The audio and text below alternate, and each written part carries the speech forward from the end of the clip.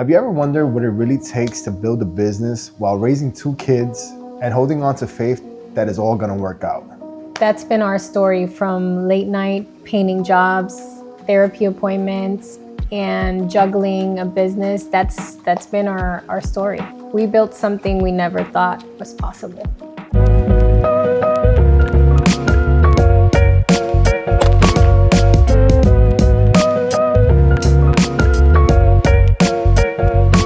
We're David and Jessica, a husband and wife real estate team here in Orlando.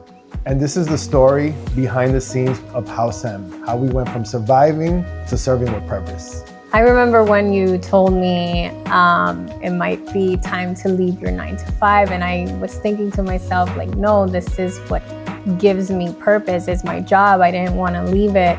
And I actually enjoyed working in HR and my job that I had. But I remember with Kaliam's diagnosis, and once I had Camila, it was like, okay, Kaliam needs more attention right now. And I remember when you told me, I think you need to stay home and try to build this real estate career to give the kids the attention that they needed. And that was a big step for you to take that load. Yeah, I remember when we found out that our son was diagnosed with autism. It was a hard decision for me because, we both needed to work in order to sustain our lifestyle. And I think that was one of the best decisions that I told you, to stay home and, work with him and give him the attention that he needed. The money, I know we're gonna figure it out some way, somehow. And that's why I was working my 9 to 5 at Disney. I was doing my side jobs on the weekends. My 2 days that I had off, which were Fridays and Saturdays, I was working those 2 days. And there was days that I would work 14 days straight because that was all we needed to do that. That's what we had. And then even just still growing our real estate business, because I was working at Disney, painting houses on my 2 days off, while still helping you grow our real estate business. It was challenging. It was definitely challenging, but it was all worth it, because from where we were at then and where we at now, is completely different. And taking that leap of faith was not easy for either of us, because you had a lot of stress on your shoulders. Now we had to pay for ABA therapy for Kaliam, occupational therapy. So we had other expenses that we didn't have before. So it was tough. It was a tough couple of years. And I wanted to take that real estate business off so that I can relieve some of that stress on you too. But it was hard with Camila everywhere. It was hard trying to talk to clients on the phone because she was always on top of me, mommy, crying or whatever. It's not easy being a business owner and still having your kids at home, Yeah, you're right. One of the things that kept me moving was my family. At this point, everything just was all on me. The whole load was, I had to figure it out. The good thing is that I've always been that type of person that You've always been a hustler.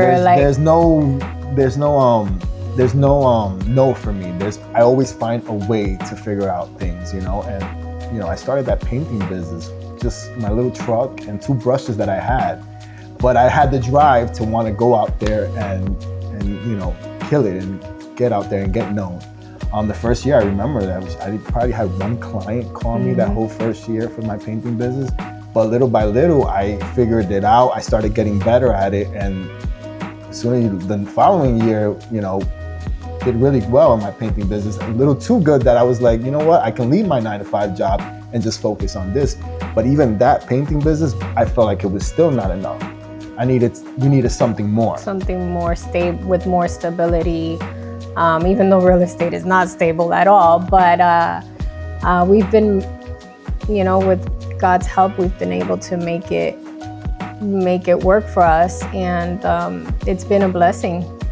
And then even taking on our second mortgage when we came out and bought our second house. That was scary too. That was another. We've taken a lot of risk in the last couple of years.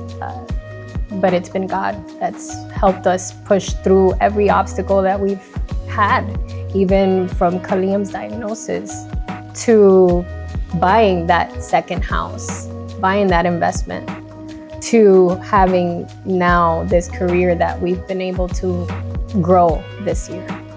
We've always had that entrepreneurial spirit, because even when we met, I was a makeup artist and I had my clients on the side, the weddings that I used to do on the side, and the events with the makeup business that I even had makeup artists that I would hire to come do an event with me.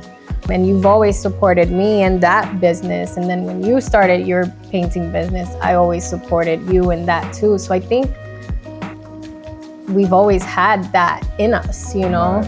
Right. I know that my painting business, little did I know, it showed me so many things. It gave me so much knowledge on how to work with clients. You know, in the beginning, in the first year, I remember I even had like someone, you know, a bad review. That was, to me, was like, it's terrible. Was you horrible. were like, I couldn't, for that first week, I didn't understand. I didn't know how to deal with it. And I remember that one bad review turned my whole business around, because I'm like, I don't ever want to get a bad review. And taught me a lot. That painting business definitely taught me a lot with now what we're doing with our real estate business. Mm-hmm. I remember when our business started to pick up, and I was like, man, should I quit now or should I wait?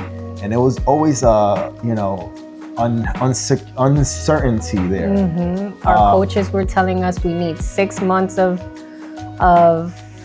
income, expenses already saved in our bank. We didn't have that at all. We actually had more expenses than ever with the new house and becoming investors. That was a whole leap of faith on its own. Yeah, until I remember I told myself, you know what? I need to just set a date, because if it's not on your calendar, it doesn't exist, right?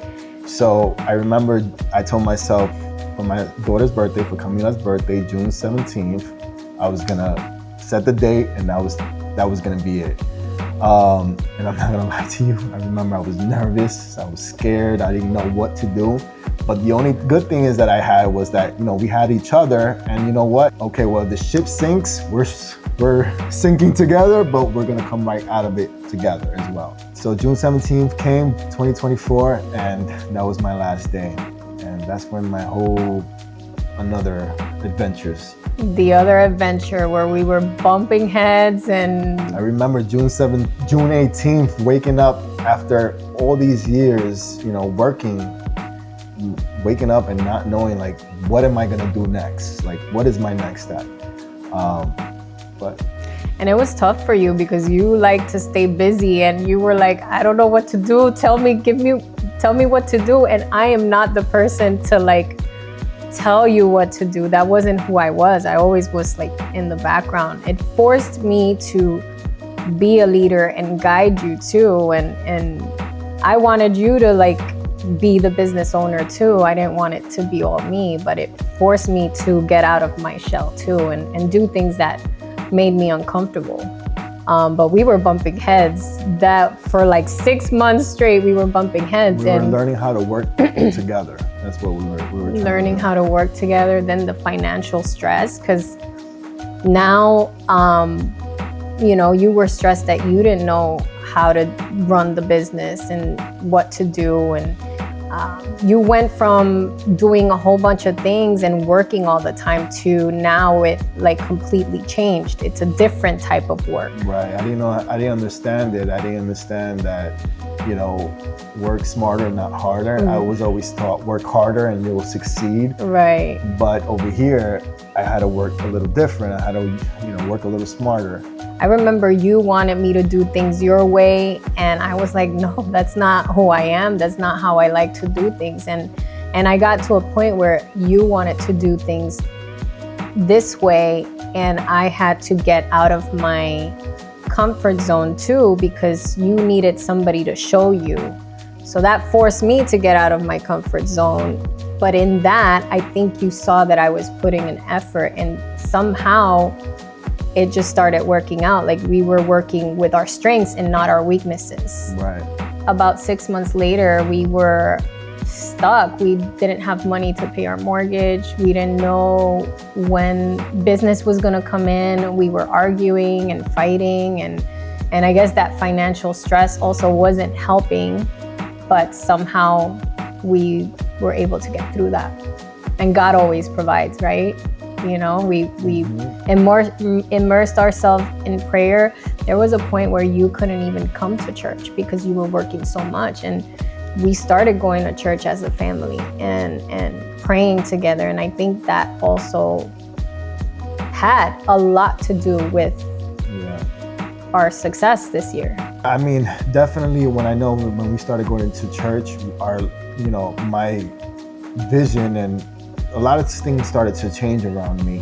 And I want to say that it was one of those things that helped me stay positive, because we were in a low point in our lives where we just didn't know when that next paycheck was going to come.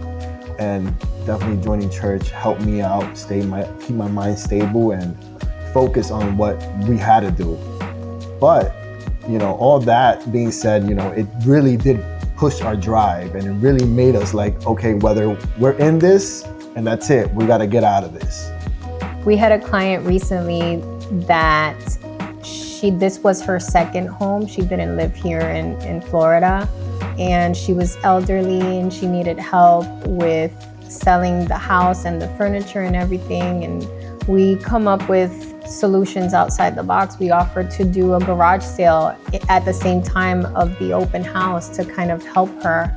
There was a neighbor that bought one of the furniture pieces and she didn't know how she was gonna get it home. And you offered your trailer and you brought it home, and she fed us after that. She fed us for like 2-3 weeks, I think. Yep. She was so sweet. So it's little things like that I think drive us. I feel like it gives us purpose. Right, that's not just a transaction.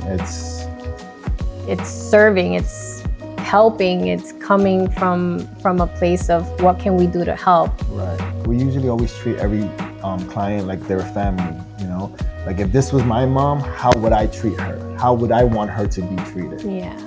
And I think that's why we've been successful this year, is because we're not just coming in and getting paid and leaving. Like, we're building relationships with these people that become kind of like family. We get sad when it's over. We're like, oh my God, like we'll keep in touch because they just become part of us, And there you have it. If our story resonated with you, we would love to hear yours and how we can help. And don't forget to subscribe to our channel to hear more stories and more tips on living in Orlando.